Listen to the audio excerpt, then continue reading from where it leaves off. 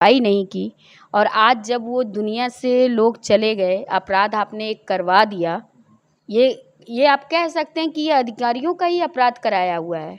वो परिवार ने ही अपराध किया, वो आपने करवा दिया उनसे, क्योंकि आपने इस पे कोई फैसला नहीं लिया, कोई जजमेंट नहीं लिया, इसलिए उन्हें मजबूरन ये कदम उठाना पड़ा है। जैसे इंसान मारे जा रहे हैं।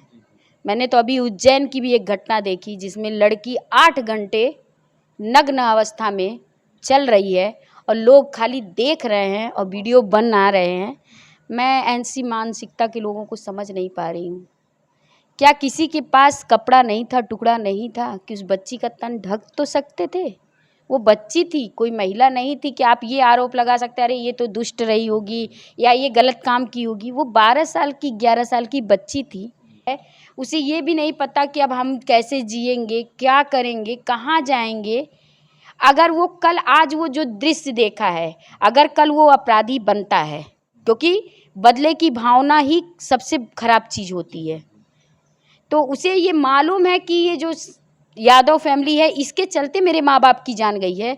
वो कहीं ना कहीं उसके दिमाग में ये दृश्य चलता रहेगा और तब तक चलेगा जब तक वो बदला नहीं लेना चाहेगा। तो इस अपराधी को जन्म देने वाले भी हमारे अधिकारी हैं।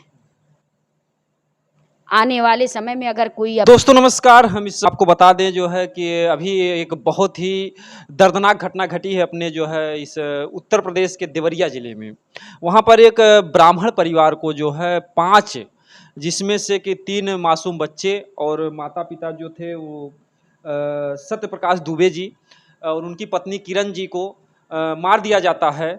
और उसके पहले एक घटना घटती है जिसमें प्रेमचंद्र यादव थे, उनको जो है मतलब कि बेरहमी से मार दिया जाता है और उनका जो डेथ बॉडी है वो सत्यप्रकाश दुबे जी के मतलब कि घर के आसपास ही मिलता है।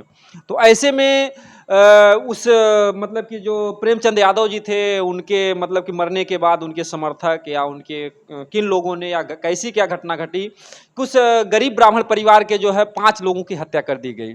तो 5 लोगों की हत्या हुई, इसमें चलिए ठीक है, इस देश को या इस समाज को इसका दुख नहीं है, लेकिन सबसे बड़ा अगर दुख है तो उन जो 3 मासूम बच्चों का, कि उन मासूम बच्चों ने आखिर में क्या बिगाड़ा था, वो कैसे किस तरीके के क्रूर अपराधी थे जिनके जो हाथ नहीं कपे उन मासूम बच्चों के जो है ऊपर चाकू चलाते हुए या कुल्हाड़ी चलाते हुए या फरसा से काटते हुए उनके हाथ क्यों नहीं कपे। तो देखिए इन घटनाओं के बारे में तमाम तरीके से तमाम लोग अपने बयान दे रहे हैं और मैं बता दूं कि मैं जिनसे चर्चा करने वाला हूं ये खुद जो है एक दर्द को झेल रही हैं। इनकी बेटी को जो है, जिनका नाम श्रेया तिवारी था, आप सभी लोग जानते हैं, इनकी बेटी को स्कूल में जो है किस तरीके से मार दिया जाता है या कैसे क्या होता है। 2.5 महीने हो गया ये माँ जो है न्याय के लिए लड़ रही हैं। तो कहीं कहीं कहते हैं कि जाके पैर ना फटी बेवाई तेक आ जाने पीर पर आई। तो कहीं कहीं से दूसरे के दर्द को वही व्यक्ति समझ सकता है जो व्यक्ति कभी दर्द को झेला हो। तो मौके से हम इसलिए इनसे चर्चा करना चाहते हैं कि आखिर में जो मामला है ये कहाँ तक जो है समाज के लिए क्या संदेश दे रहा है। इस घटना पर आप क्या कहना चाहेंगे? इस घटना पे क्या मैं समाज का कहूँ या प्रशासन का क्या कहूँ कि लापरवाही है। इतनी बार वो गए और आपको बताते हैं और आपने सुनवाई नहीं की, कोई चीज़ कार्रवाई नहीं की और आज जब वो दुनिया से लोग चले गए, अपराध आपने एक करवा दिया। ये आप कह सकते हैं कि ये अधिकारियों का ही अपराध कराया हुआ है। वो परिवार ने ही अपराध किया, वो आपने करवा दिया उनसे, क्योंकि आपने इस पे कोई फैसला नहीं लिया, कोई जजमेंट नहीं लिया, इसलिए उन्हें मजबूरन ये कदम उठाना पड़ा। अगर आप कभी इस चीज़ को सोचिए कि अगर आपको कोई कार्य दिया गया, आपने उस पे समय रहते एक्शन नहीं लेते हैं, तो उसका आपने कभी परिणाम नहीं सोचा कि आगे इसका परिणाम क्या हो सकता है। मरते मिटते तो यही समाज के लोग हैं। हाँ, और आपको मतलब कि सरकार इसीलिए रखी है कि भाई आप समय से जमीन को बंटवारा कर दीजिए। आज जब वो परिवार मर गया तो जमीन दिखा रहे हैं को तालाब थी या क्या था, कैसे कैसे। वही चीज़ हम कह रहे हैं कि एक भाई का अगर बंटवारा होता है तो उसको कराने के लिए भी दौड़ना पड़ता है। परिवार अलग होता है, घर बार अलग होते हैं, हर चीज़ के बंटवारे होते हैं। तो फिर वो तो अलग थे, वो तो परिवार तो था नहीं। तो आपने ऐसा क्यों नहीं पहले किया? आज जब कांड हो गया तो आज आप जांच कर रहे हो, आप देख रहे हो कि वो क्या था, बाग था कि क्या था, आज आप चेक कर रहे हो। यही समय रहते चेक कर लिए होते तो दोनों परिवार जिस तरीके से आज बर्बाद हो गया, बिखर गया, ऐसा नौबत नहीं आती। यहाँ तो वही कहावत सिद्ध हो गई कि का बरखा जब कृषि सुखानी, जब खेत ही सूख गया तो बरखा करने से क्या तो फायदा। अब क्या फ़ायदा है भाई? चिड़िया भी खेत भी चुग गई, अब उसमें क्या फसल थोड़ी तैयार होगी। आज वो परिवार भी नहीं है, उधर के भी परिवार नहीं है। आज उस ज़मीन की जांच आप कर लीजिए, चाहे कुछ भी कर लीजिए, कोई भी रिपोर्ट लगा दीजिए, उस फैमिली के लिए अब क्या है, वो नुकसान की भरपाई आप कर सकते हैं? जो जान चली गई वो जानें क्या वापस डाल सकते हैं उस बॉडी में? नहीं डाल सकते।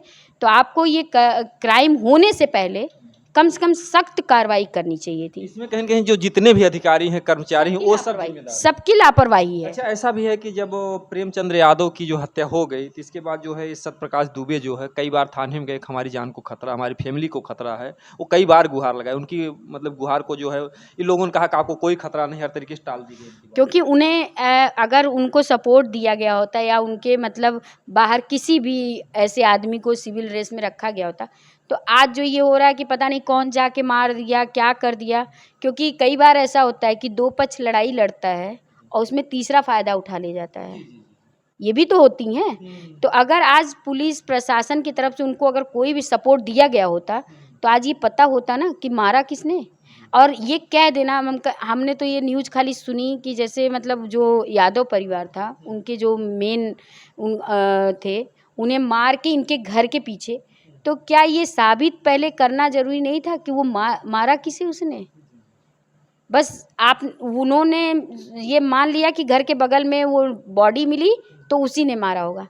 अरे आप वो तो मतलब गरीब ब्राह्मण परिवार से भी जैसा दिखाया जा रहा है कि छप्पर में है, हाँ। तो कहेंगे तो गरीबी से जूझना, क्योंकि ऐसी बड़ी घटना को अंजाम एक पावरफुल व्यक्ति ही दे पाता है, एक आम आदमी तो खाने पीने में परेशान रहता है। तो वही चीज़ है कि कई बार ऐसा होता है कि 3 लोग आपस में लड़ाई कर 2 लोग इसमें लड़ाई ये भी करते हो हैं। सकता है कि जैसे फिल्मी कहानी में होता है हाँ। कि धमकी कोई दूसरा देता है, सबके सामने मार देता है तीसरा, और फंसता वो है जो धमकी दिया रहता है। क्योंकि देखिए मैंने जहाँ तक उस न्यूज़ को देखा है कि उसमें वो शायद ओहदे पे थे, तो क्या उनके नहीं रहेंगे दुश्मन? और भी दुश्मन रहेंगे। ये तो ज़मीनी विवाद चल रहा था, ये अलग चीज़ है। लेकिन और भी लोग दुश्मन रहे होंगे, उनकी कुर्सी खटकती रही होगी लोगों को, उनके मतलब चाल-चलन से लोगों को हो सकता नहीं अच्छा लग रहा होगा। तो हो सकता है किसी ने भी मार के उसके घर की कि चलो ये लड़ाई इससे हो रही है, इसी के घर डाल देते हैं, तो क्या होगा, ये जेल जाएगा। मतलब कि जो है मतलब कि ब्राह्मण परिवार पर आरोप लगेगा। हाँ, आरोप लगेगा, ये पूरा परिवार जेल चला जाएगा और ये मुखिया तो मर ही गया है, उसके बाद इसमें हमारा फ़ायदा हो जाएगा।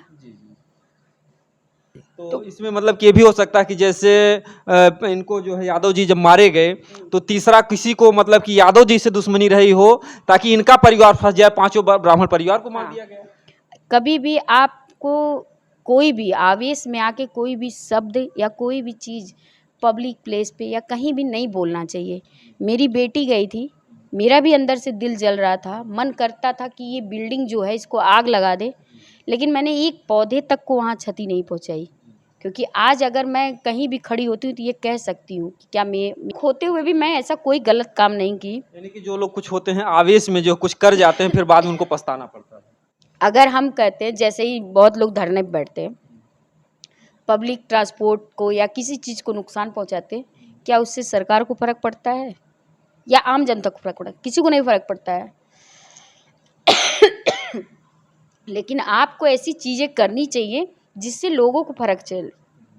कैंडल मार्च जब तक जिंदा है आदमी तब तक लोग नहीं निकालते हैं, मरने के बाद कैंडल मार्च निकालते हैं। उस आदमी के जीते रहते उसकी कीमत समझ लो।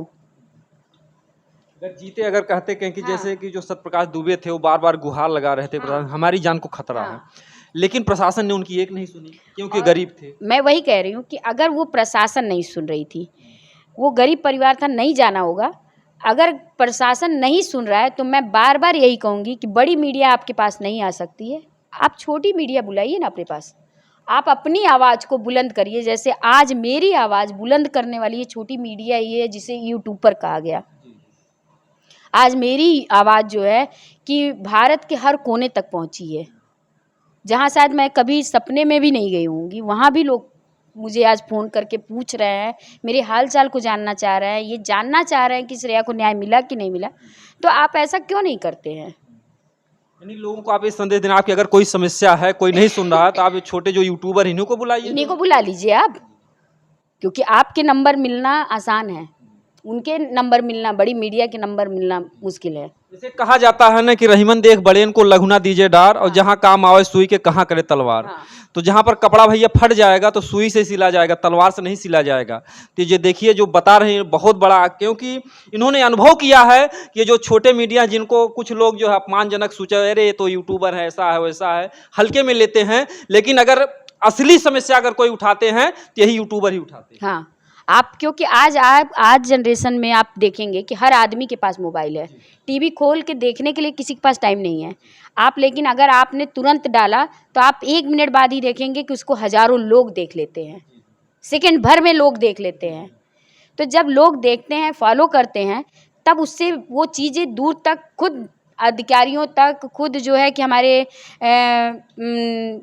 क्या बोलते हैं मुख्यमंत्री तक ये चीज़ें पहुंच जाती हैं। क्योंकि अपने आप पहुंच जाती हैं। क्योंकि आप जब जोगी जी से मिलने गई तो वहाँ की जनता पहचान गई, जोगी जी आपको बताना नहीं पड़ा कि मैं श्रेया की मम्मी हूँ। मैं कह रही हूँ, मेरे चेहरे से जब खाली श्रेया तिवारी कहते थे लोग, अरे आप हैं, आपकी बेटी के साथ ऐसा हुआ, मतलब वो चीज़ें होती हैं। अगर आज इसी में, चाहे वो यादव फैमिली हो, चाहे ब्राह्मण दुबे जी की फैमिली हो, अगर आप लोगों का सहारा लिए होते तो शायद ये नौबत नहीं आती। क्यों नहीं आती? क्योंकि मैं ये नहीं कहती कि आप छोटी छोटी चीज़ के लिए, लेकिन अगर घर के विवाद हैं, ज़मीनी विवाद है, तो आप अपने से लाठी मत उठाइए। हर जगह ज़रूरी नहीं है कि आप अपने लिए खड़े हो जाइए। जब न्याय नहीं मिलता तो आप खड़े होइए। जैसे मैं खड़ी हुई तो मैंने कोई क्षति किसी को नहीं पहुंचाया, मैंने कभी किसी को अशब्द कोई शब्द नहीं कहे, या मैंने या मेरे हस्बैंड ने, मैंने कहीं कोई गलत बयान नहीं दिया। मैंने जब भी दिया एक बहुत, और मैंने चाहे जिस पे भी आरोप लगाए, मैंने तुम तड़ाम भी नहीं किया, आप ही कह के उनको संबोधित किया है। तो आप अपना मत दिखाइए कि आप क्या हो, आप अपनी अच्छाई पे रहो। ऊपर वाला सब देख रहा है, वो सब जान रहा है, आपको उसी रास्ते पे ले जाएगा जो सही है, कभी गलत नहीं जाने देगा। तो इस घटना को देखने के बाद आपको यही लगा कि जो मतलब सारे जिम्मेदार वहाँ के जो अधिकारी हैं, अगर ये लोग समय से रहते, अगर जागते, तो आज वो 5 परिवार जो चला गया है, आज वो परिवार इस दुनिया में 5 परिवार नहीं, 2 घर उजड़ गए। एक बच्चों के सर पे से माँ बाप का ही साया उठ गया, भाई बहन चले गए, एक परिवार से पिता का ही साया चल, मतलब आपने क्या, जानवर को भी आज ऐसे नहीं लोग मारते हैं जैसे इंसान मारे जा रहे हैं। मैंने तो अभी उज्जैन की भी एक घटना देखी जिसमें लड़की 8 घंटे नग्न अवस्था में चल रही है और लोग खाली देख रहे हैं और वीडियो बना रहे हैं। मैं ऐसी मानसिकता के लोगों को समझ नहीं पा रही हूँ। क्या किसी के पास कपड़ा नहीं था, टुकड़ा नहीं था कि उस बच्ची का तन ढक तो सकते थे? वो बच्ची थी, कोई महिला नहीं थी कि आप ये आरोप लगा सकते अरे ये तो दुष्ट रही होगी या ये गलत काम की होगी। वो 12 साल की 11 साल की बच्ची थी। आपने ये उसको कुछ मत समझते, आप यही समझते अगर ये मेरी बच्ची होती तब आपका खून में उबाल आता और आप उस बच्ची के लिए आपके घर से कपड़ा निकलता और आप डालते। आज एक पंडित के पुजारी ने अपनी जो गमछी कहिए चाहे जो कहिए उसने डाला, ये बहुत बड़ी बात है। मैं तो उस बेटी के लिए, क्योंकि मुझे पता चला है कि उसकी माँ नहीं है, अगर मैं जहाँ तक हेल्प करने की कोशिश करूँगी, उस बच्ची को न्याय चाहिए। मैं हर वीडियो में आपके ही जरिए मैं ये बात बार बार उठाऊँगी कि उस बच्ची के साथ जिसने भी गलत किया है उसको तुरंत का तुरंत दे, फांसी होनी चाहिए। ऐसे लोगों को जो हमारे समाज में घूम रहे हैं, जिनके अंदर जानवर जग गया है, उस जानवर को मारना बहुत ज़रूरी है। नहीं तो बेटियां पैदा करने में माँ डरेंगी, नहीं पैदा करेंगी। कोई माँ बेटी को नहीं पैदा करेगी। अभी तक तो लोग कहते थे दहेज उत्पीड़न के लिए, घरेलू हिंसा के लिए हम बच्चियों को अब नहीं पैदा करेंगे, लेकिन अब माँ पैदा ही नहीं करेंगी, क्योंकि अब तो घरेलू हिंसा तक बात ही नहीं जा रही है। 12 साल 11 साल 6 साल 8 साल की बच्चियों के साथ जो हो जा रहा है, तो माँ कहाँ लेके अपनी बच्ची को छिपाएगी? किस आंचल में छिपाएगी कि उसको कोई न देखे? घर के अंदर चाचा भाई, चचेरे भाई, ममेरे भाई कुछ भी कर दे रहे हैं, कहाँ लेके जाए एक माँ अपनी बच्ची को? अच्छा, इसके लिए मतलब कि समाज में दोष भागी कौन? दोष देखिए, दोष कोई नहीं है, दोष महिलाएं ही महिलाओं की हैं। आप अपने बच्चे को, एक लड़के को एक संस्कार दीजिए कि जो नारी है सिर्फ वो इस्तेमाल की चीज़ या कोई चीज़ नहीं है, सामान नहीं है, वस्तु नहीं है, या उसकी गुरूरता को तुम तार-तार करने के लिए तुम नहीं बने हो। वो अगर गलत कर रही है तो ऊपर वाला है, न्याय है, न्यायालय प्रणाली है, इतने मतलब कानून बने हैं, तो वो है, तुम कौन होते हो? अच्छा, ये जो घटना घटी जो है 5 ब्राह्मण परिवार में और एक जो 2 घर उजड़े हैं, तो जब आपने ये वीडियो देखा कि 3 मासूम बच्चों को मार दिया गया और वो पूरा ब्राह्मण परिवार ख़त्म हो गया, उसमें एक 8 साल का मासूम बच्चा बचा है और जिसका नाम देवेश दुबे है। तो उस बच्चे पर क्या बीत रही होगी? वो बच्चा बेचारा 5-5 लोगों को, माँ-बाप, भाई-बहन को सबको जो मुखाग्नि दिया। मैं वो चीज़ सोच नहीं सकती, या आप भी नहीं सोच सकते कि उस बच्चे की मानसिकता क्या होगी इस वक़्त। वो किस दौर से, मैं एक बेटी खोई हूँ, तो मैं आज 2.5 महीने तक भी अपने आप को सँभाल नहीं पा रही हूँ।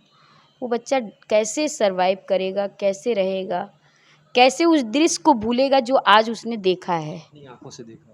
तो वही चीज़, उस बच्चे को भी मरा समझ के छोड़े। अब वही सोचिए कि वो कैसे उस चीज़ को कभी बयान कर पाएगा। वो हमेशा डरेगा, जब भी अंधेरा होगा, रात होगी तो उसको डर लगेगा। उस चीज़ को कौन समझेगा? सरकार समझ पाएगी? प्रशासन समझ पाएगी? नहीं समझ सकती है।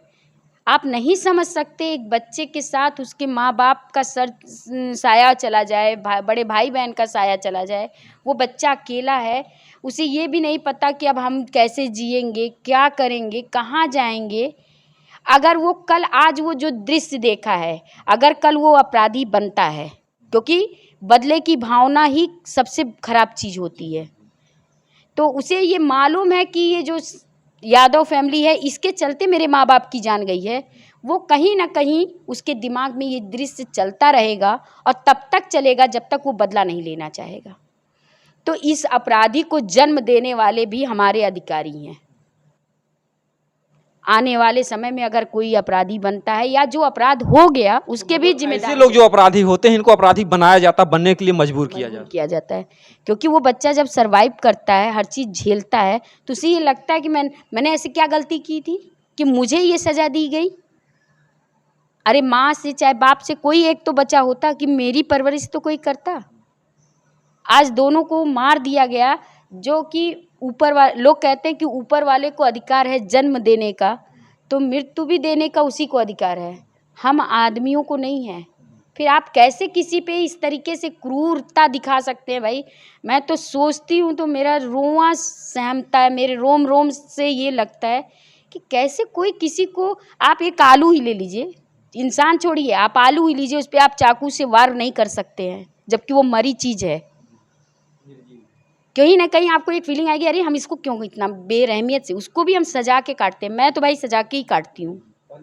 हाँ, आराम से उतार के उसके पीसेज बराबर होते हैं।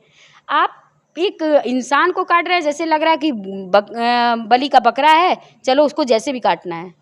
क्योंकि मैंने तो अभी तक नहीं अपनी लाइफ में देखा था, लेकिन मैंने कहीं देखा कि एक बकरे को मतलब काट रहा था, उसको मरने से पहले उसकी चमड़ी को अलग कर रहा था। तो भाई ये मत करो। अगर मारो भी तो उसको अच्छी मौत दो। हाँ, इस तरीके से मत करो किसी के साथ, वो इंसान है।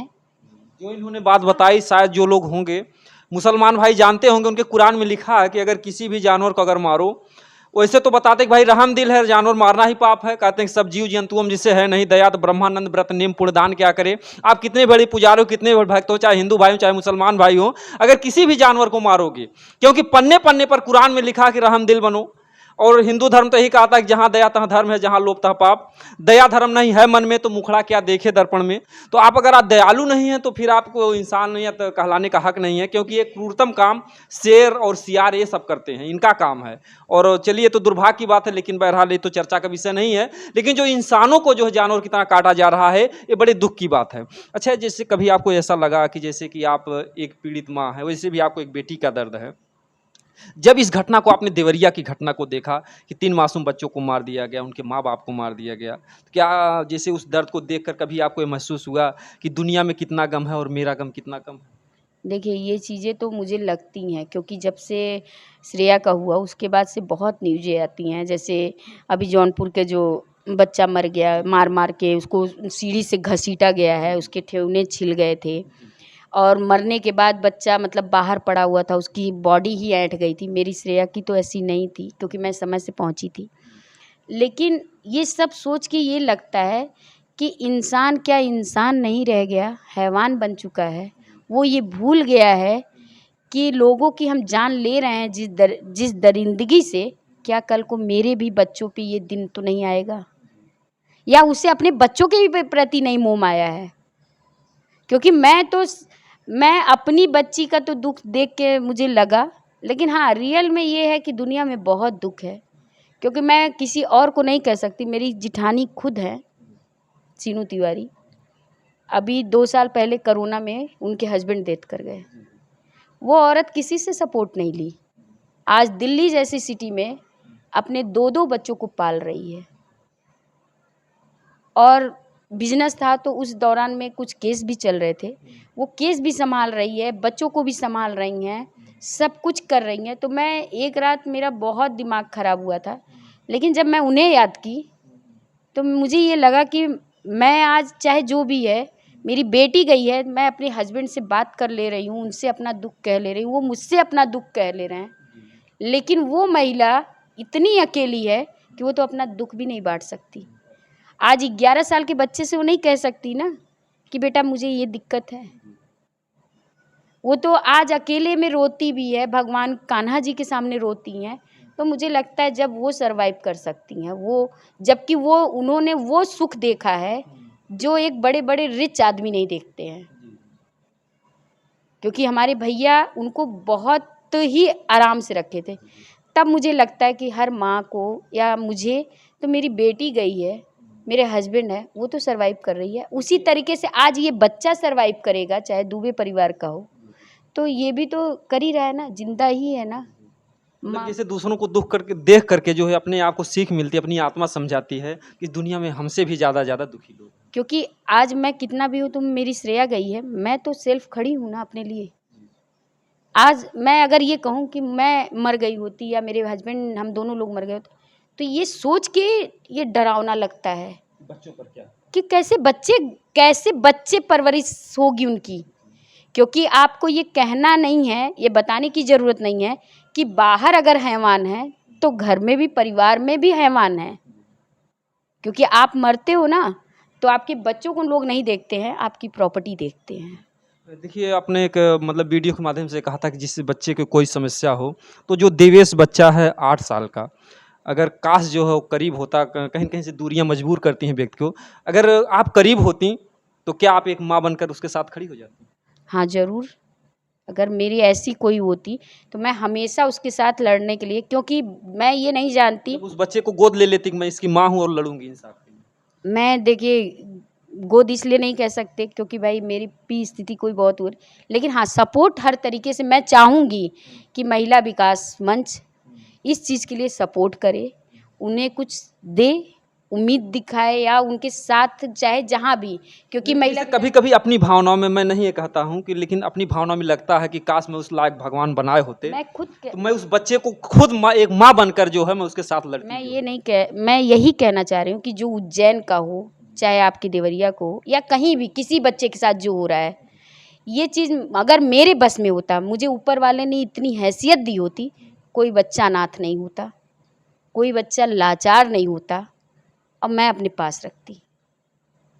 अगर आज सच में, चाहे ये चीज़ मैं चाह के भी नहीं कर पाती क्योंकि मेरे पास कोई सपोर्ट नहीं है, कोई सरकारी वो नहीं है मैं, लेकिन अगर भविष्य में अगर भगवान ने मुझे किसी काबिल बनाया तो मैं ये ज़रूर करूँगी, हर उस बच्चे से आप मिलेंगी जरूर। हाँ, अगर मुझे मिलने का मौका मिला तो मैं उस बच्चे से ज़रूर मिलूँगी, क्योंकि वो बच्चा अभी क्योंकि नहीं, देखिए वो बच्चा बहुत बेसहारा है, कहीं न कहीं से अगर कुछ ना कोई कर सके, अगर आप पहुँची, अगर उसके सर पर हाथ रखकर कह दिया कि बेटा मैं तुम्हारी माँ हूँ, या माँ ही समझ लो, लेकिन मैं हर सुख दुख में आपके साथ हूँ, तो उस बच्चे को एक नया सपोर्ट मिलेगा। बस वही चीज़ है। मैं यहाँ से सरकार से भी गुहार करूँगी, भाई हमारी उतनी हैसियत नहीं है, आप चाहिए तो उस बच्चे को एक जगह दे सकते हैं, उसकी परवरिश के लिए दे सकते हैं, उसकी शिक्षा के लिए दे सकते हैं, आप ज़रूर हेल्प करिए। जो बच्चों, क्योंकि मैं जब योगी जी के यहाँ गई थी, वहाँ भी 2 बच्चे आए थे जो सिर्फ भाई बहन थे, तो मैं योगी जी से भी जोड़ के ये विनती करूँगी हाथ कि उस बच्चे के लिए आप कुछ करिए, और उस बच्चे को सुरक्षा भी दी जाए, क्योंकि 5 को मार दिया गया है जो हाँ, अपराधी बार-बार हैं। मैंने सुना कि उधर जो यादव फैमिली की बेटियां हैं, वो कह रही हैं कि उस बच्चे को भी मार दिया जाए। मैं उन बच्चियों से भी हाथ जोड़ के कहूँगी, बेटा ये न्याय नहीं होता है, ये आप अन्याय करोगे, क्योंकि आपके पिता ने न्याय नहीं किया था, अन्याय किया था, तब उसका कारण था कि उन्हें ये सज़ा मिली।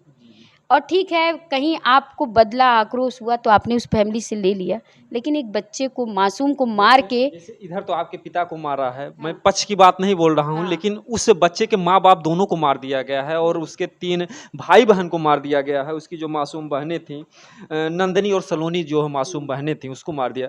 वो बच्चा भी तो मांग कर सकता है कि उन लोगों को भी फांसी हो। क्यों? वो बच्चा क्यों नहीं कर सकता है? क्या उसको नहीं आप पे गुस्सा आ रही होगी? क्या आज ये लोग नहीं ऐसा करते, मेरे मम्मी-पापा को नहीं मारते? गरीबी है, एक फैमिली में गरीबी होती है, गरीबी कोई मायने नहीं रखती है, लेकिन जब उसमें परिवार अपना होता है, हँसता है, खेलता है, आधी ही रोटी बाँट के खाई जाती है ना, तो उसमें परिवार को सुकून मिलता है। मतलब परिवार का जो मतलब कि वो होता है कमी जो हो, पैसा हाँ, पूरा नहीं कर कभी सकता। नहीं कर सकता। बड़ी-बड़ी बिल्डिंगें हैं, बहुत पैसा है, मैंने तो दिल्ली में भी देखा है। बहुत बड़ी-बड़ी कॉलोनियों में मैंने देखा है कि एक ही घर में माँ, बाप, भाई सब रहते हैं, लेकिन एक दूसरे से वार्तालाप तक नहीं होता है। पैसे तो हैं, सब अपनी अय्याशी में, कोई बेटी अपनी अलग में है लाइफ में, बेटा अपने अलग, माँ बाप अलग लाइफ में जी रहे हैं, किसी को किसी से मतलब नहीं है। लेकिन गरीबी में ये चीज़ें बहुत होती हैं कि माँ बाप बच्चे एक साथ होते हैं, जो कम बेसी रहता है वो आपस में बांट के हंस खेल के, त्योहार आता है बहुत नहीं सजा पाते, लेकिन कम में ही वो खुशियाँ बांट लेते हैं। मैं लास्ट में सवाल करना चाहूँ कि जो देवरिया जैसी घटना जो है और कभी ना हो, तो इसके लिए शासन प्रशासन समाज को क्या करना चाहिए? मैं शासन प्रशासन से यही कहूँगी कि कोई भी अगर आपके पास, हाथ जोड़ के हम कहते हैं कि अगर कोई भी पीड़ित हो, ठीक है, आजकल मैं मान रही हूँ कि कहीं-कहीं गलत चीज़ें भी आ रही हैं कि वो पीड़ित बन जाते हैं कि हमारे साथ ऐसा गलत हुआ। लोग दुरुपयोग करने हाँ, लगते हैं। दुरुपयोग के कर रहे हैं, लेकिन तब भी आप न्यायाधीश हैं, आप चाहे जो भी हो, प्रशासन हो, चाहे केंद्र सरकार हो, चाहे राज्यसभा सरकार हो, आप उसकी जाँच कराइए और उसके बाद जो अपराधी है, उसको आप दंडनीय करिए।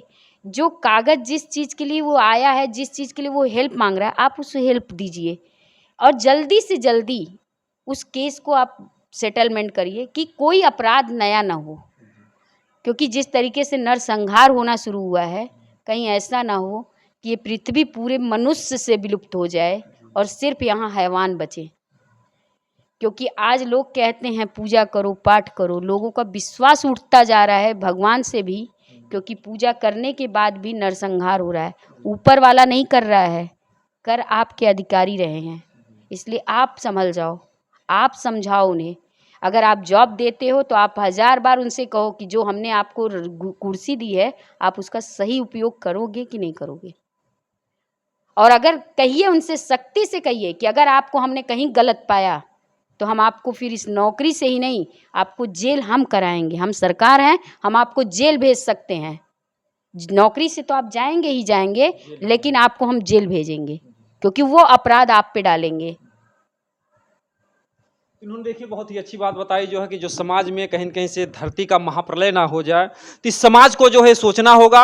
और मैं एक चीज़ और भी कहूँगा कि केवल अधिकारियों की ही नहीं गलती है, गलती समाज के लोगों की भी है, उन माँ बाप को लोगों की है, जो माँ बाप अपने बच्चों को क्रूर बनाते हैं, क्योंकि इसी घर के बच्चे जाकर अधिकारी बनते हैं। अगर आप उन्हें धार्मिक प्रवृत्ति का बनाएंगे, उन्हें शुरू से आप दया धर्म सिखाइए उन्हें, वो बच्चे जो आगे चल करके न्याय करेंगे।